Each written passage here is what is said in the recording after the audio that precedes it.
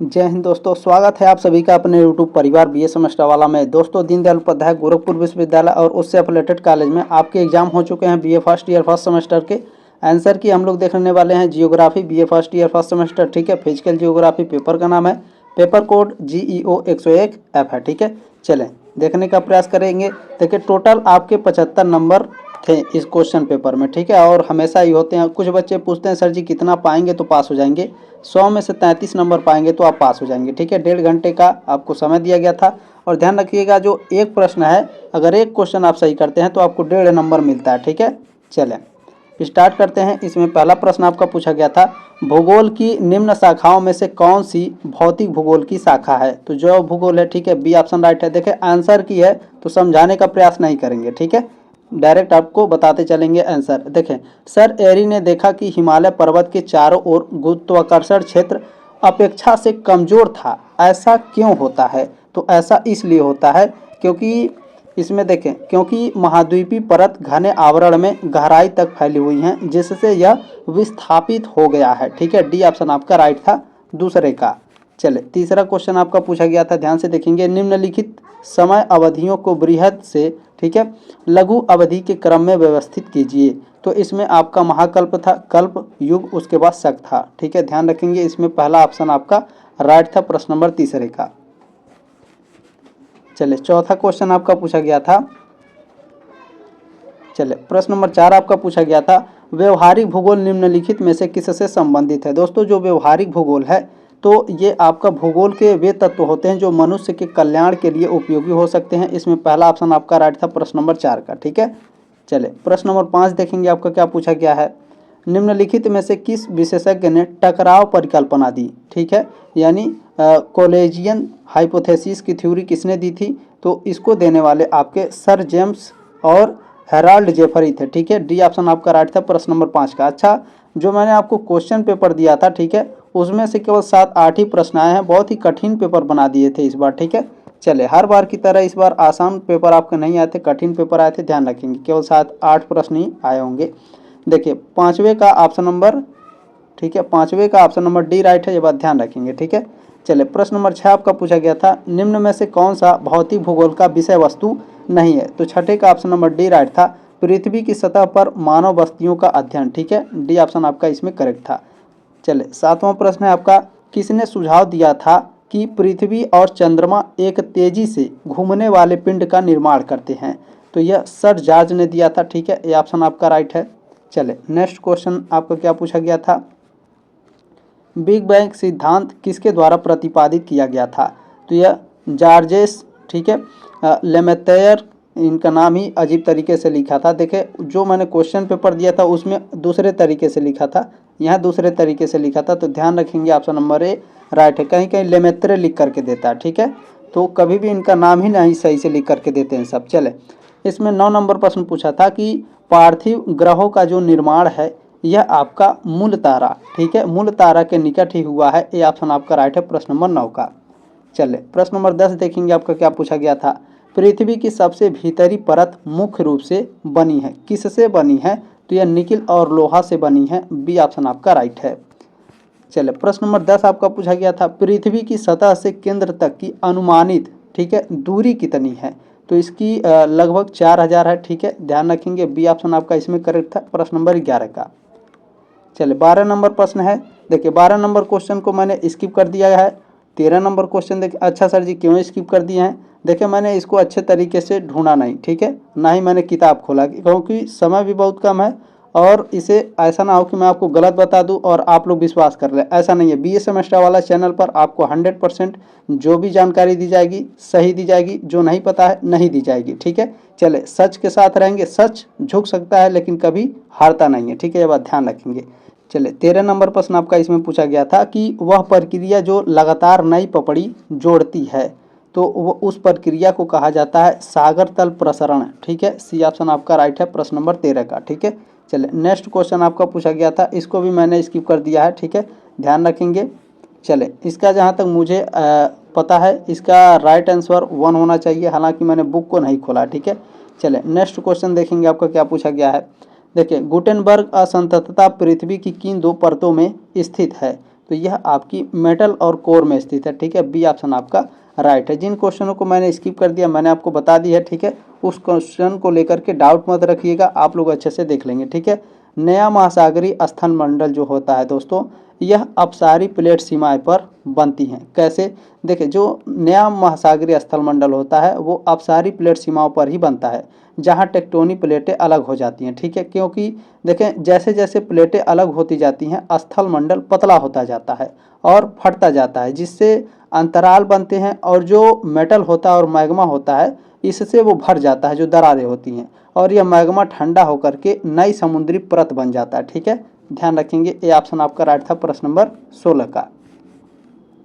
Next question आपका पूछा गया था, देखिए, रूपांतरित भ्रंश संबंधित है, यह आपका यहाँ डी ऑप्शन आपका करेक्ट था प्रश्न नंबर 17 का, ठीक है। चलिए, प्रश्न नंबर 18 आपका पूछा गया था, एस तरंग छाया क्षेत्र, एस तरंग जो छाया क्षेत्र है ये क्रस्ट मेटल सीमा के कारण होता है, ये ऑप्शन आपका राइट है प्रश्न नंबर 18 का। देखिए, 19 नंबर प्रश्न पूछा गया था, पी तरंगे सबसे तेज कहाँ चलती हैं, तो यह आपके लोअर मेंटल में चलती हैं, ठीक है, निचला आवरण में। बी ऑप्शन आपका राइट है प्रश्न नंबर 19 का, ठीक है। चलिए, नेक्स्ट क्वेश्चन देखेंगे आपका क्या पूछा गया था। देखिए, आइसोटैसी का सिद्धांत किसके द्वारा विकसित किया गया था, तो यह जो सिद्धांत है यह डटन के द्वारा विकसित किया गया था। ये क्वेश्चन आपको मैंने बताया था, ठीक है। नेक्स्ट क्वेश्चन आपका, सुपर कॉन्टिनेंट पांजिया जो है कब टूटना शुरू हुआ, तो यह आपका शुरू हुआ था लगभग 200 मिलियन वर्ष पहले। सी ऑप्शन आपका इसमें राइट था प्रश्न नंबर 21 का। 22 नंबर प्रश्न आपका पूछा गया था, प्राथमिक चट्टानों के संदर्भ में निम्नलिखित में से कौन सा कथन सही है, तो इसमें से जो आपका ऑप्शन नंबर सी वाला है, ठीक है, ये आपका सही था। मैग्मा और लावा के जमने से बनी चट्टानें प्राथमिक चट्टानें कहलाती हैं, ठीक है। सी ऑप्शन आपका राइट था। देखिए, आपके पास क्वेश्चन पेपर होगा, आप लोग अच्छे से पढ़ लेंगे, जो राइट आंसर है मैं बता दे रहा हूँ, ठीक है। आपका फालतू का टाइम मैं नहीं लूँगा, और मेरे पास भी टाइम बहुत कम है क्योंकि बहुत ही ज़्यादा मेहनत करना पड़ रहा है। देखें, प्रश्न नंबर 23 आपका पूछा गया था, भ्रंश का वह प्रकार जहां भ्रंशित बलाक क्षैतिज दिशा में एक दूसरे के विरुद्ध चले गए हैं, तो इसमें कोई राइट आंसर नहीं था। इस क्वेश्चन में ही एरर है दोस्तों। क्यों है? देखिए, जो भ्रंशित बलाक होता है वो क्षैतिज दिशा में एक दूसरे के विरुद्ध अगर चले गए होते हैं तो उस प्रकार के भ्रंश को विस्थापन भ्रंश, ठीक है, इंग्लिश में इसे स्ट्राइक स्लिप फॉल्ट या फिर पार्श्वी भ्रंश यानी लेटरल फॉल्ट कहते हैं, ठीक है। तो यहाँ पर ये इस क्वेश्चन में ही एरर था, ठीक है, तो इस क्वेश्चन को छोड़ देंगे। चलें, नेक्स्ट क्वेश्चन देखेंगे, तो क्या इसका हमें नंबर मिलेगा सर जी? वो तो यूनिवर्सिटी के ऊपर डिपेंड है, अगर क्वेश्चन में एरर रहता है तो उसका नंबर मिलना चाहिए, ठीक है। 24 नंबर प्रश्न है, देखें, निम्नलिखित में से कौन सी, अच्छा इस क्वेश्चन में एरर है, ठीक है। अगर आप इसका उत्तर पाना चाहते हैं क्या करेंगे, टेलीग्राम ग्रुप में बोल दीजिएगा सर जी जिस क्वेश्चन में एरर था उसको भेज दीजिए, मैं भेज दूंगा, ठीक है। चलें, चिंता मत कीजिए, सारी चीज़ें की व्यवस्था की गई है। चलिए, 24 नंबर प्रश्न है, निम्नलिखित में से कौन सी भू आकृति का निर्माण विवर्तनिक बलों के कारण होता है, तो 24 का ऑप्शन नंबर ए राइट था, भ्रंश घाटी, ठीक है। चलिए, रिफ्ट वैली। नेक्स्ट क्वेश्चन आपका पूछा गया था, चट्टान की, अच्छा इसे थोड़ा बड़ा कर देते हैं। चले, चट्टान की एक ऊपरी सतह है, चट्टान की एक ऊपरी सतह कौन सी है, तो एंटीक्लाइन है। सी ऑप्शन आपका राइट है प्रश्न नंबर 25 का। नेक्स्ट क्वेश्चन है, पृथ्वी की सतह से चट्टानों को तोड़ने और हटाने की प्रक्रिया, तो देखिए पूछा क्या है, ध्यान से देख लीजिए, पृथ्वी की सतह से चट्टानों को तोड़ने और हटाने की प्रक्रिया, ऐसा कह रहा है कि जैसे कोई आदमी कर रहा है, तो ध्यान रखेंगे, तो यह अपा का अपक्षय होगा, ठीक है। डी ऑप्शन आपका राइट होगा, अनाच्छादन नहीं होगा। चले, अनाच्छादन वह होता है अपने ही स्थान पर टूटता फूटता है तब, ठीक है। चले, डी ऑप्शन आपका राइट था प्रश्न नंबर 26 का। नेक्स्ट क्वेश्चन देखेंगे आपका क्या है, देखिए 27 नंबर प्रश्न आपका पूछा गया था, भ्रंश तब होता है जब पृथ्वी की पपड़ी के भीतर चट्टानें बनती हैं, तो यह आपका दरारें, डी ऑप्शन आपका राइट था, ठीक है। क्रैक्स, 27 का ऑप्शन नंबर डी राइट है। चलिए, प्रश्न नंबर 28 आपका क्या पूछा गया था, पानी, हवा और बर्फ जैसी प्राकृतिक प्रक्रियाओं द्वारा अपक्षयित, अपरदित और परिवहन की गई सामग्री का बिछाना, तो यह क्या होगा, जमाव होगा, ठीक है। 28 का ऑप्शन नंबर बी राइट है आपका। चले, नेक्स्ट क्वेश्चन आपका क्या पूछा गया था, स्थिर लंबी और संकरी रेत लकीरें जो प्रचलित हवा की दिशा के समानांतर बढ़ती हैं और एक ही निश्चित स्थिति में रहती हैं, तो तो यह आपका सीप होता है दोस्तों, ठीक है, सीप है, डी ऑप्शन आपका राइट है। सर जी सीप क्या होता है बता दीजिए। चलिए मैं आपको दिखा देता हूँ। अब बरखान, जब आप लोग सेकेंड और थर्ड सेमेस्टर में जाएंगे तो बरखान पढ़ना पड़ता है, ठीक है। चलिए आपको दिखा दें, देखिए इसे सीप कहते हैं, ठीक है। इस प्रकार का जो होता है लंबी लंबी दूरी दूरी तक होती हैं, ठीक है, इस तरह का जो होता है, ठीक है। देखें जो पानी की लहरें जैसी बनी होती हैं, ये रेत पर अगर बना होता है तो इसे सीप कहा जाता है, ठीक है। और देखें इसे आप बरखान कहते हैं, ठीक है। जब इस तरह की बालुका स्तूप बनती है, जो रेत उड़ करके आते हैं हवा के द्वारा इस तरह से, ठीक है, यहाँ से आपके सारे जो बालू हैं यहाँ से आपके बन गए हैं, ठीक है। यहाँ पर आपकी देखेंगे, ठीक है। चलें ये आपका बरखान है। जब आप लोग आगे बढ़ेंगे, ठीक है, सेकेंड सेमेस्टर में और थर्ड सेमेस्टर में, तो ये आपको पढ़ना पड़ेगा, ठीक है। कोई बात नहीं, अच्छे तरीके से पढ़ा दिया जाएगा। देखिए 30 नंबर क्या है, प्रश्न नंबर 3 है आपका।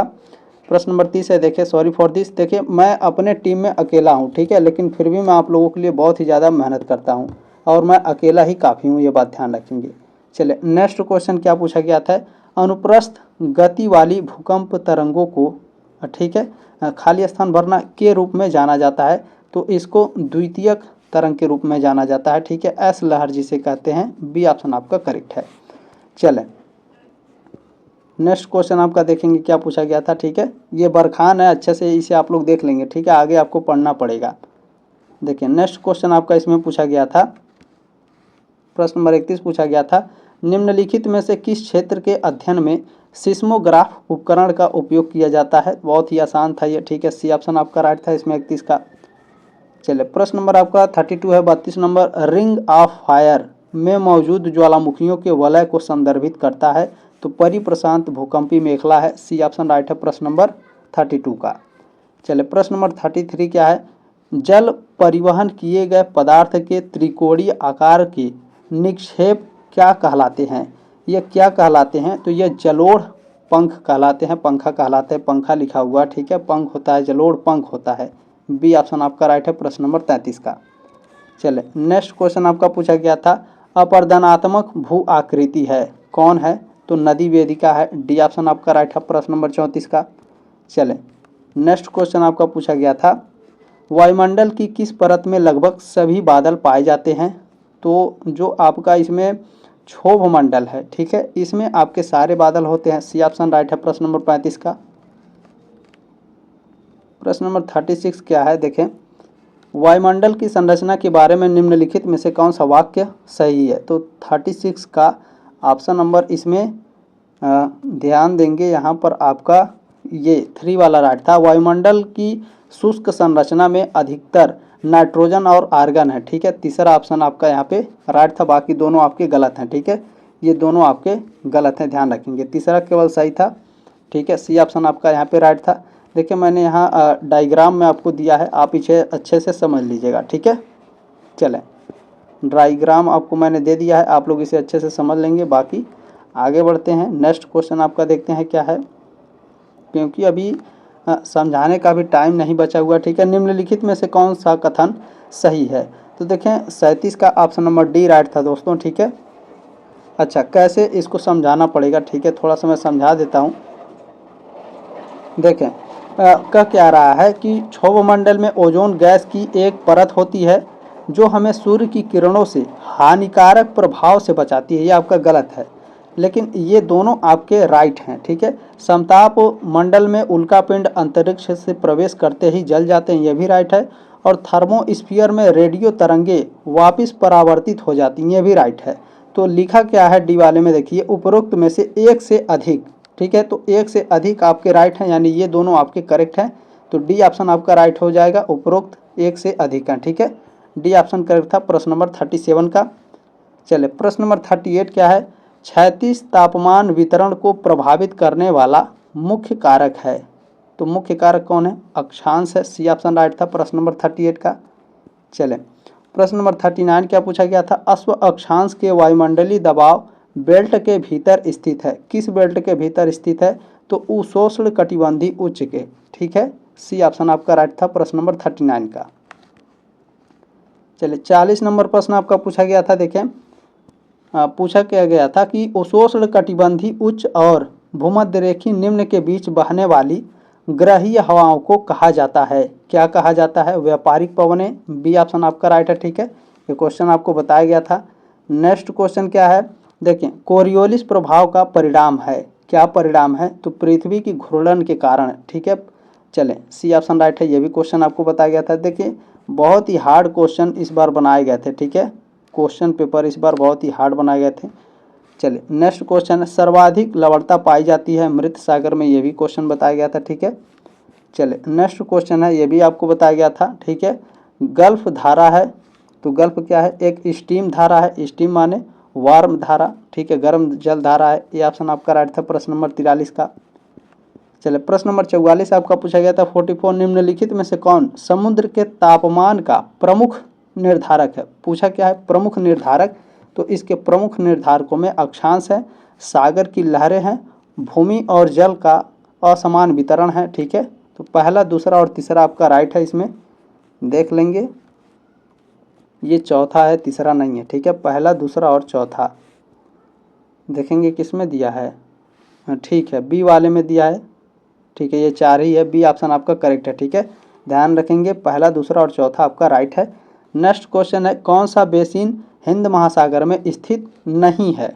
तो जो आपका फिलीपींस बेसिन है, ये हिंद महासागर में स्थित नहीं है, पश्चिमी प्रशांत महासागर में स्थित है, ठीक है। ध्यान रखेंगे, सी ऑप्शन आपका यहाँ पे राइट था।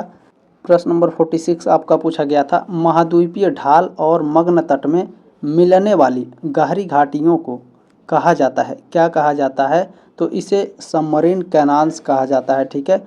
अंतः सागरी कंदराएं कहते हैं। बी ऑप्शन राइट है, प्रश्न नंबर 46 का, ठीक है। नेक्स्ट क्वेश्चन देखेंगे क्या है। प्रश्न नंबर 47 आपका पूछा गया है, ज्वार की गति से उत्पन्न होने वाली ऊर्जा का रूप है? तो ये ज्वारीय ऊर्जा है। बी ऑप्शन आपका राइट है, ठीक है, प्रश्न नंबर 47 का। चलिए, ये भी क्वेश्चन आपको बताया गया था, ठीक है। नेक्स्ट क्वेश्चन आपका पूछा गया है, समुद्र के पानी में लवणता कम हो जाती है जब वर्षा भारी होती है, ठीक है। जब वर्षा भारी होगी तो समुद्र की लवणता कम हो जाएगी। सी ऑप्शन आपका राइट है, प्रश्न नंबर 48 का, ठीक है। चलिए, प्रश्न नंबर 49 क्या है, वायुमंडल के मुख्य घटक है? तो नाइट्रोजन और ऑक्सीजन मुख्य घटक होते हैं, ठीक है। 49 का ए ऑप्शन करेक्ट था। दोस्तों, आपने जो प्यार और सपोर्ट दिया है इसके लिए बहुत बहुत धन्यवाद। सेकंड सेमेस्टर में मैं आपको बुक देने वाला हूं, ठीक है। बुक मैं आपको प्रोवाइड करा दूंगा और हैंड राइटिंग नोट्स मैं खुद लिख करके आपको प्रोवाइड करूंगा। ये बात आप लोग ध्यान रखेंगे, चिंता बिल्कुल भी आपको नहीं करना है। सेकंड सेमेस्टर में भी मैं आपके लिए बहुत ही ज़बरदस्त तरीके से मेहनत करूंगा। क्लासेस, मॉडल पेपर, महासंग्राम revision classes, question paper, handwriting notes, books सब प्रोवाइड करा दूंगा, ठीक है। एक तरीके से आप कोई भी काम करते हो, कोई भी बाहर स्किल सीख रहे हो, चिंता करने की कोई आवश्यकता नहीं है, ठीक है। देखिए, नेक्स्ट क्वेश्चन आपका, वह सिद्धांत जो कहता है कि पृथ्वी की पपड़ी के टुकड़े निरंतर धीमी गति से मेटल में गति से संचालित होते हैं, कहा जाता है, इसे क्या कहा जाता है? तो प्लेट टेक्टोनिक्स का सिद्धांत कहा जाता है। सी ऑप्शन आपका राइट था, प्रश्न नंबर 50 का। जल्दी मिलेंगे आपके नेक्स्ट क्लास में, तब तक के लिए जय हिंद, वंदे मातरम।